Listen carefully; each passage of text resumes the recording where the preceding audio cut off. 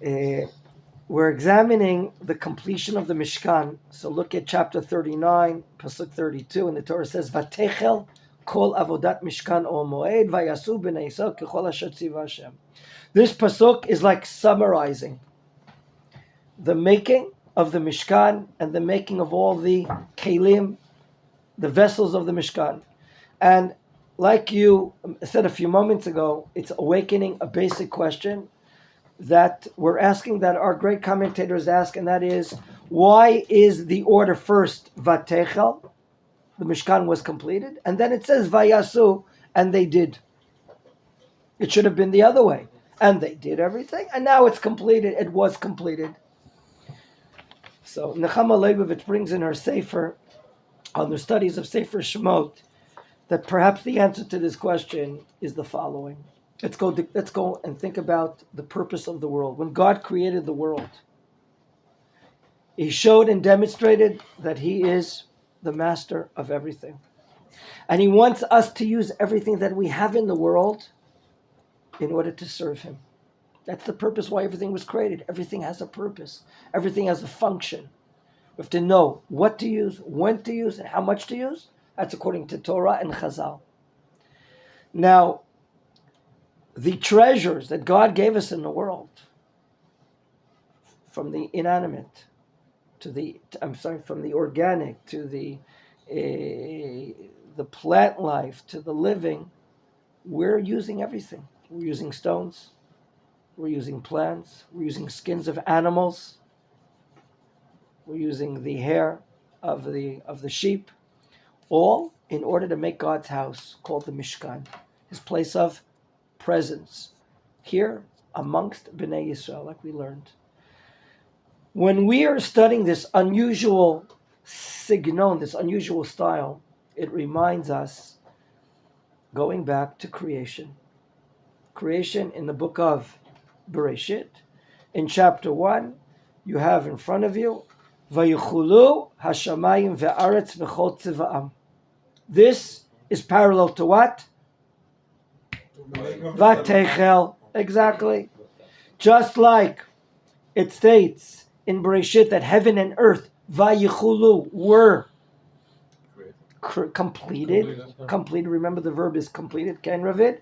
Vayichulu. They were completed. Yes, Moshe. They were completed.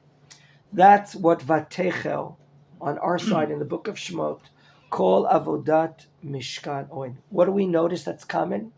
That the usage, Hirsch, of the word to complete is not active, but it's in what tense? Passive tense. You notice that? Vayichulu, were created. Were completed, I'm sorry. Vatechel, was completed. That's the passive tense. We call in Hebrew nif'al, or savil. Only after we learn that it was completed do we find that the actor did it in a active sense. In our area, it says vayasu, and they, help me out, and they did it. Vayasu. That's what's mentioned by us. Who did it first? Who's mentioned first?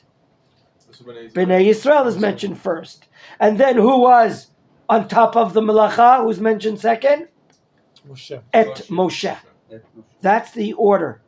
First Bnei Yisrael, and then Moshe on the work. Okay? Whereas in Bereshit, in Genesis, in creation, look on the right-hand side of the chart, we notice that the work that was done, what is it called? Find it. It says, Vayichal Elokim bayom hashvi'i. What does it say? Did you notice what I just noticed? It's called Melachto. Whose Melacha? Hashem's Melacha. Why is it called there Hashem's Melacha, gentlemen? He created the world. Tehillim 30.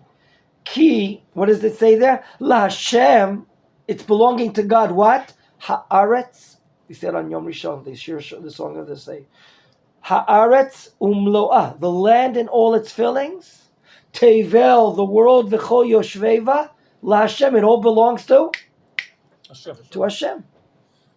Here, the melacha that is done, are they doing, which melacha are they doing? What does it state? What melacha? Building of the Mishkan. What does it state? Vayichal Moshe et ha-melacha. Do you see that in verse 33, the bottom one, Ravid?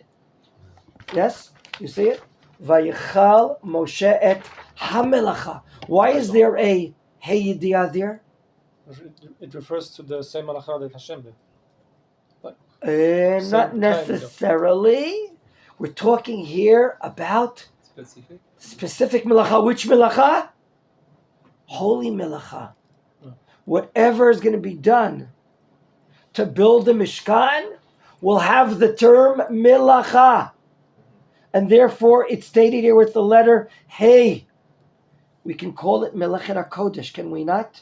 Because everything that's being done to build, manufacture, maintain the Mishkan is very holy work. And therefore it requires not just ingenuity, it requires wisdom and Ruach HaKodesh and holy intentions. And therefore it's Ha-Melacha. Now, my dear friends, so maybe God purposely inversed the order in our section here. Why? So that it be parallel to creation. Are you beginning to understand? The completion of the making of the Mishkan is parallel to the completion of the making of the world. Shamayim and Aretz. What's the difference between the two, Amos? We're putting one opposite the other. The completion of the Mishkan and the completion of creation. What's different? I didn't ask him. I'm asking Amos. Un momento, por favor. What is different or what is the same? What would you like to say? I would like to say that it's the house of Hashem. It belongs to him and it's part of his creation. And it's the same.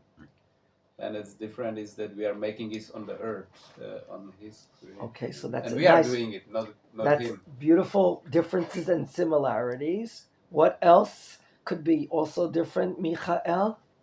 Like when you read Bereshit and on the end of all the completion, it's like Hashem did it all. But here it's said like, and they did all what Moshe said. So you see the difference like. So that's exactly what Amos said as well. Very good. What else? David? So I would say the beginning, Bereshit, Hashem creates the world for us to dwell in the world. And now we create the Mishkan for Hashem to dwell in it. Very interesting. So it's reversed. It's reversed. God created the world for us, for mankind. And now we're creating a beautiful idea. Beautiful idea. What's also another big difference? Bereshit, Moshe. Bereshit is the physical creation.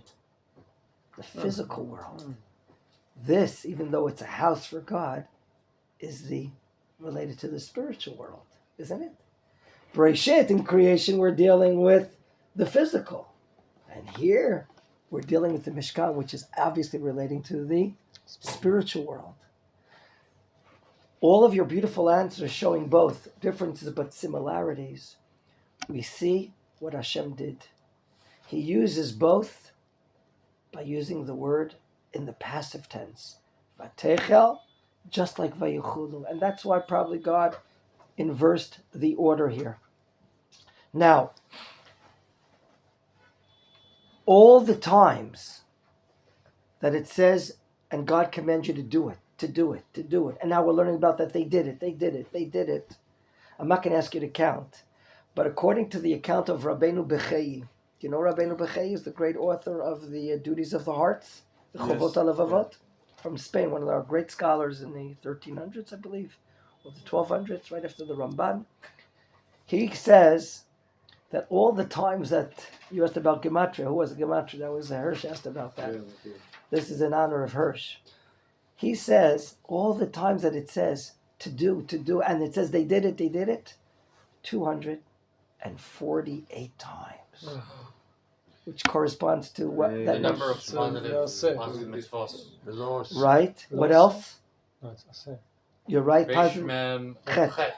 is also the limbs of the human body, Yes, right. right? Oh, How much 248. in Hebrew letters?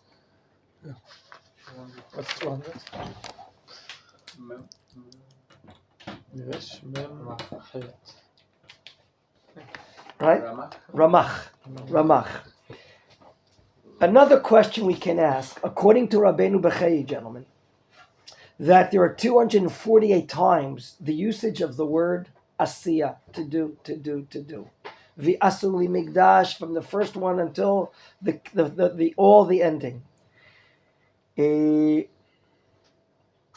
Until we don't come to the verse that we're dealing with, we never made up that Bnei Yisrael were the doers. In our pasuk, who does it say that did it? Vayasu. Who did it? Come on, Moshe, be with me. Vayasu Bnei Yisrael. In all the 248 times, are you with me, Hirsch? In all of the 248 times that to do, and they did it, only now, in our pasuk, you see it in front of you, on very large letters on white paper. Vayasu Bnei Yisrael. We never met up with that before. Right. Who were the doers until now? Moshe Rabbeinu, Betzalel. Moshe supervising Bitzalel, Oliav, and other artisans. But did we ever see that Bnei Yisrael is the one that did it? We never saw that. Did we or not?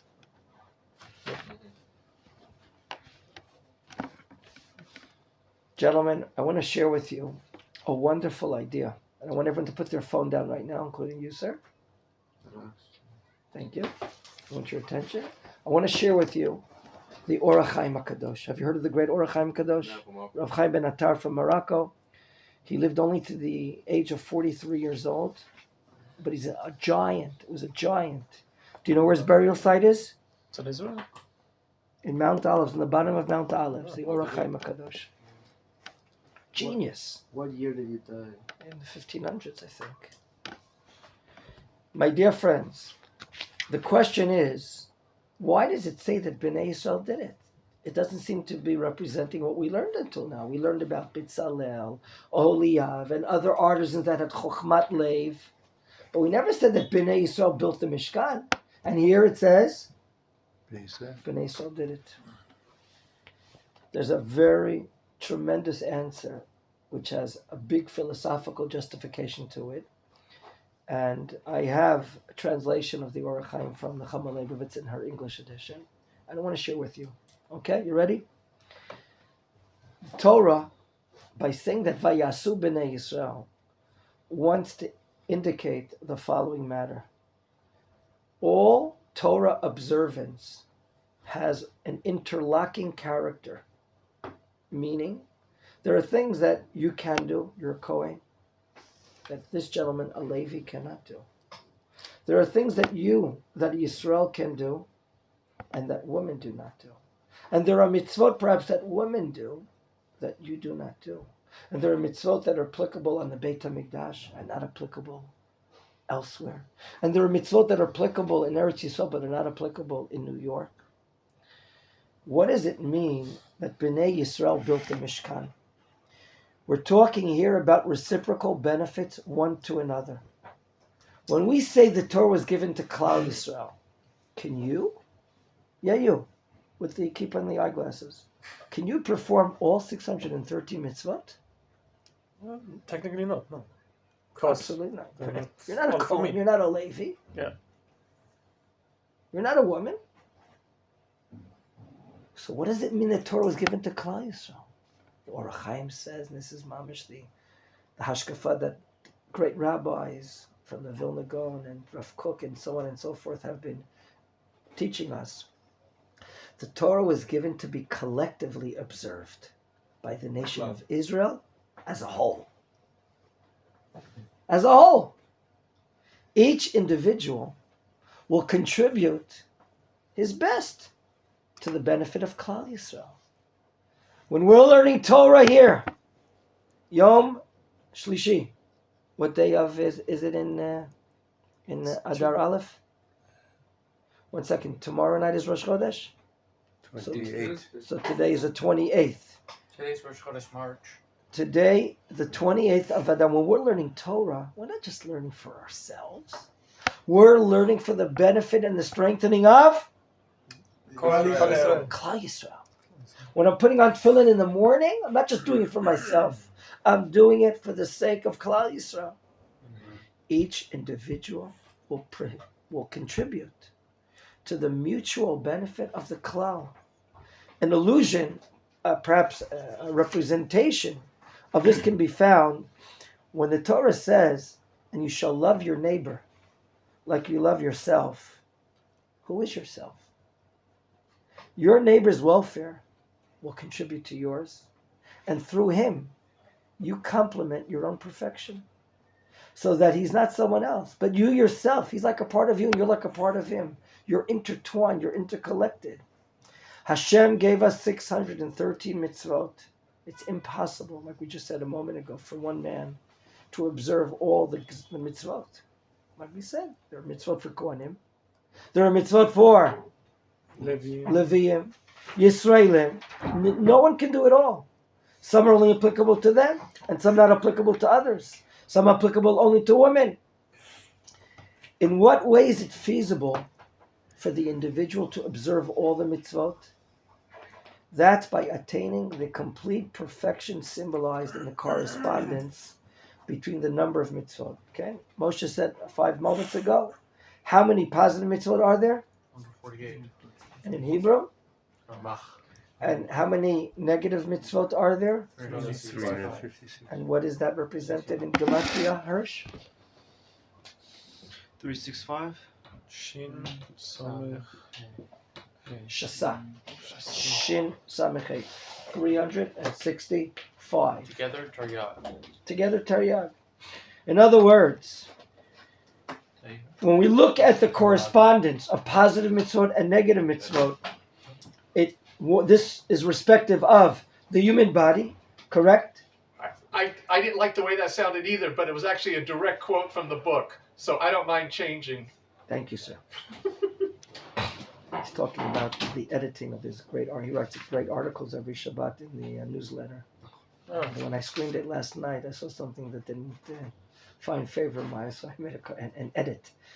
In any event, the answer has to be the following to the question, how could the Bnei Yisrael be part of building the Mishkan? We didn't learn about that before.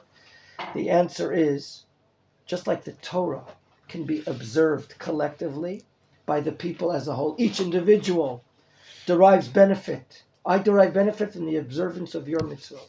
He derives benefit from the observance of your neighbor's mitzvot. We all derive benefit from one another because each individual's performance is complementing one to another. Now let's get to the actual Mishkan. It could have been that you contributed silver, he contributed wool, you contributed your half shekel as well. You helped someone schlep the heavy gold to the matters. Everyone did something. That's considered that Bnei Yisrael is building the Mishkan. Bnei Yisrael is building the Mishkan. Why? Because everyone's part of it. I know not everyone is doing the building, but everyone was giving half shekel. There were those donating this material, that material, because so too the Torah is this way. The Torah can only be realized by a nation, can be performed by a nation. So too, the Mishkan can only be built by the cooperation, by the participation in different ways, by everyone. This idea, maybe you remember when we learned about the princes. Who remembers what the princes donated, the Nesiim? Stones. They donated the Avnei Shoham, and they donated the Avnei Miluim, that was filling up the cavities. The Midrash, regarding the making of a... One second.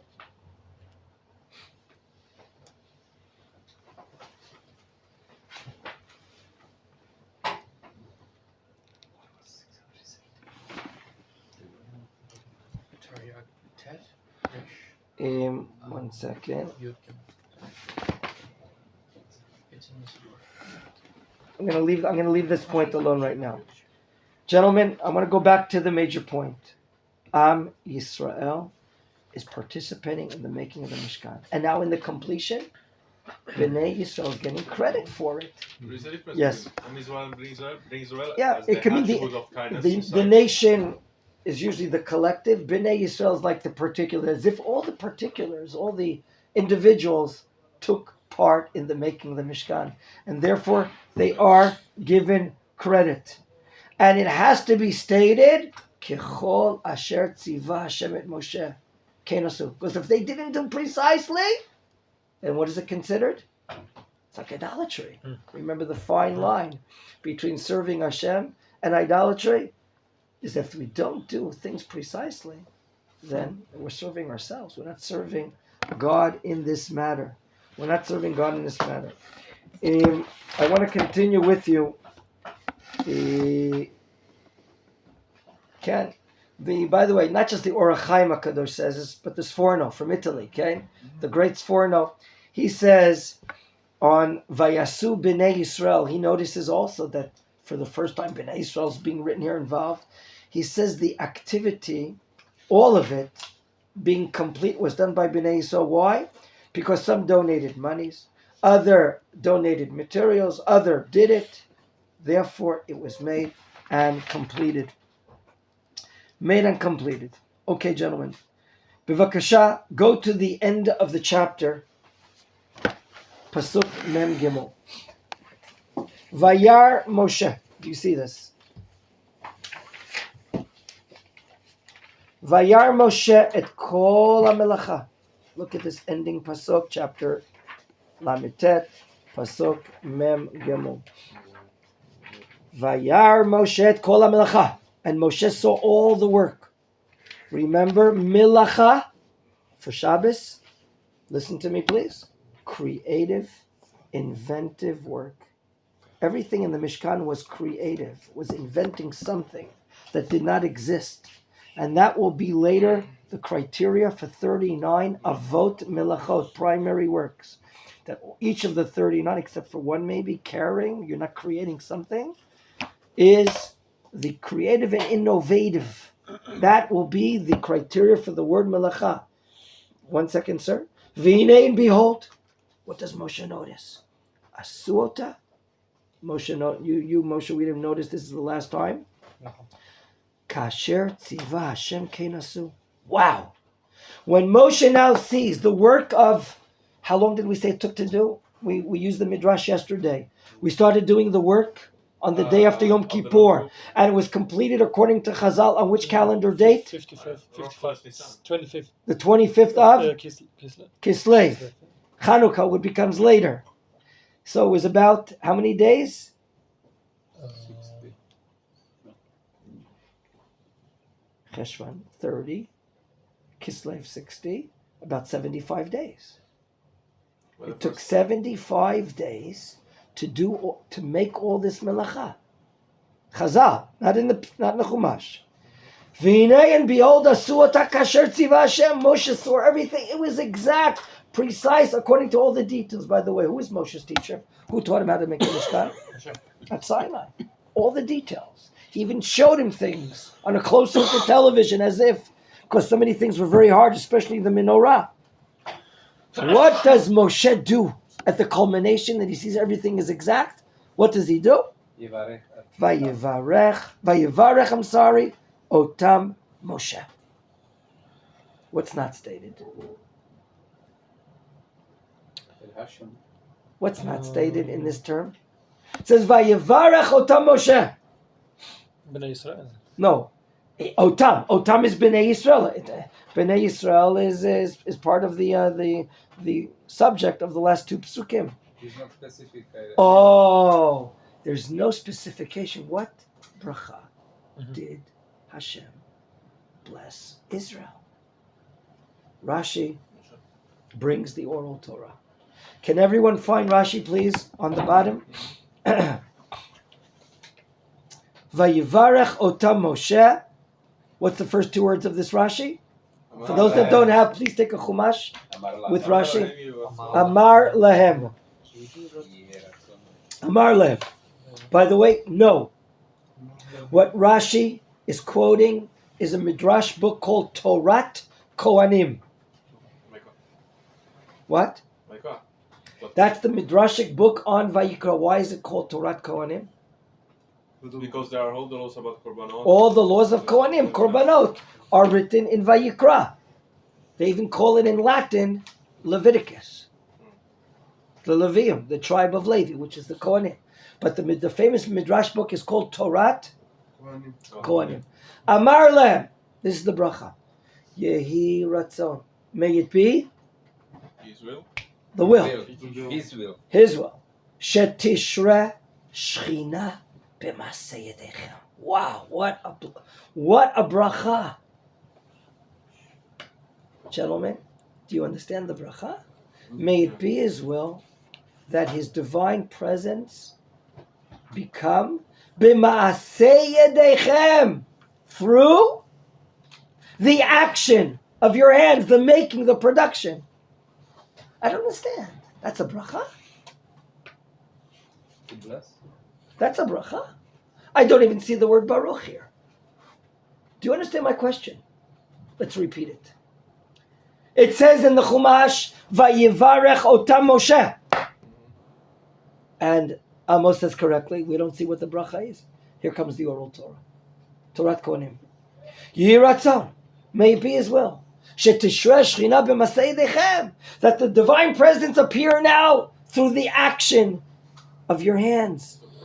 That's a blessing? I thought a blessing is with the word baruch. No, even with Yotzon. Make way. That's what Rashi said, but we don't understand. My dear friends, many people don't understand. There are several types of bracha.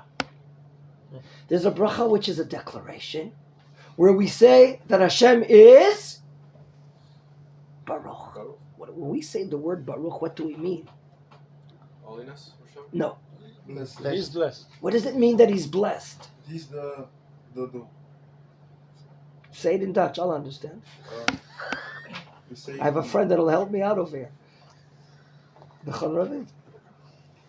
What does it mean, Baruch? Gentlemen, we say it every day. Bless. What does it mean? It is Divine. Right? Big, divine. That He is the source Of blessing. blessings. of all plenty. The source of all abundance, as the Nefesh HaChaim of Chaim of Volozhin explains. He's the source. That's why we do even bless, because we want to bring houses. Shekhinah. Want to bring down the Shekhinah. That's a blessing. When I'm making a declaration. But this is not a declaration. What is this? This is a request. This is like a tefillah, isn't it? Yehi ratzon, may it be His will. So that the Shekhinah will come down because of what you built. That is a bakasha. It's a tefillah. So we now understand that a bracha is not only a declaration that God is the source of all plenty, but it can also be a request. Beautiful. A request. Do you understand why this is the bracha of Moshe Rabbeinu or not? Why is it Amos? Well, I mean, if they saw that God blessed their work, then they are blessed by that, isn't it? Yes, but why is this His request? What has yet to happen? You need the Hashem need to accept this. That's right. That We've yet to this see avodah. the Shekhinah come down. We explained yesterday that the work, the Melacha, was complete on what calendar date again? the after the 25th of Kislev. The 25th of Kislev. That's when the Mishkan was finished being built. According to Chazal. We said that yesterday. And this was in the first year? Year number 1 according to or year number 2000 something. No, it was still in the first year of Yetziat Mitzrayim. That's correct. I mean in the Hebrew calendar. We left Mitzrayim on the 15th of Nisan. 6 months later, the day after Yom Kippur, Moshe comes down. Moshe comes down on Yom Kippur with the Slicha, with the 2 tablets, the day after he commands the nation. 2 months later, another 10, 15 days, it's completed. We're still within the first year of Yetziat Mitzrayim. Gentlemen, When is the Mishkan established? Please read the next two psukim. The next two verses, please. Perik Mem, the new chapter. Vayidaber Adonai Moshe lemor. You see what I'm reading? Ravid. The beginning of the new chapter. Biyom achodesh harishon. Be'echad lachodesh. Takim et Mishkan or Moed. What is God's commandment to Moshe? To establish the Mishkan on the first day of the first month, almost a year after Yetziat Mitzrayim.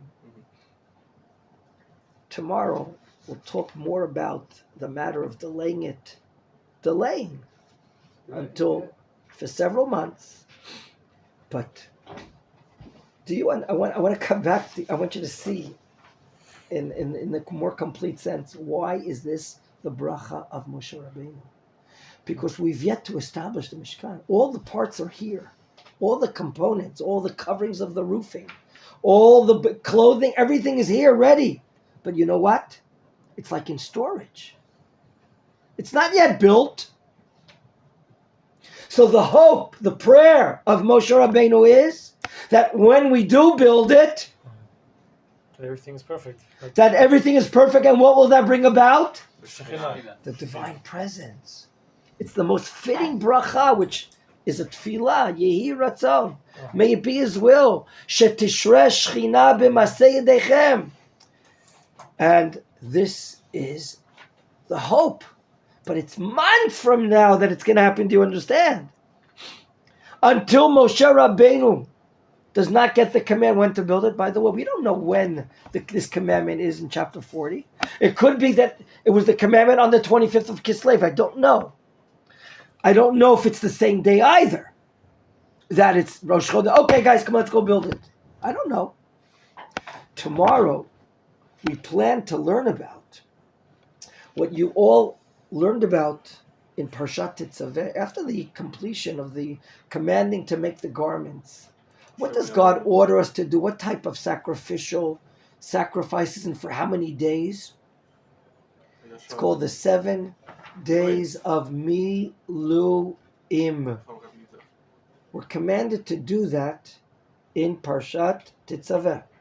7 days of Miluim. Who remembers the function of the word Limalei Yad, which literally means to fill up the hand? We said it's regarding taking authority and responsibility. There are going to be 7 days of authority and responsibility that we're going to work in the Mishkan the first 7 days. And who will be the active Kohen Gadol? Moshe. Not Aaron. That'll be 7 days of Miluim. My question to all of you for tomorrow, the commandment to establish the Mishkan on which day of which month? First day of the month. First day of the first month. First day of the first month. Is that the first day of 7 days of Miluim? Or is that after the culmination of 7 days of Miluim? That means if it's after the 7 days, that is the 8th day. What do we have on an 8th day? What is the number 8 philosophically represent? It's eternity. The absolute, the metaphysical, Brit Milah, circumcision is on the 8th day. The 8th day is, how do you say 8th? Shmoneh. I didn't say 8. 8th. How do you say second? Wait. Shini. And third? Eighth? Shmini. Do we have a portion of the week called Shmini? Yeah. We do? The second one. Where in Vayikra? Yeah. The third one, that's correct. Vayikra Tzav Shmini. Okay. What is that talking about there? Who's responsible for what? The 8th day after the 7 days of Miluim. I'm confusing some of you without a doubt. What we're going to learn in Vayikra Shmini, is that here now? Is this the 8th day after the 7 days of Milu Im, or is the first day of Nisa of the first month the first day of 7 days on? For this and more in tomorrow's shiur. Shalom. To the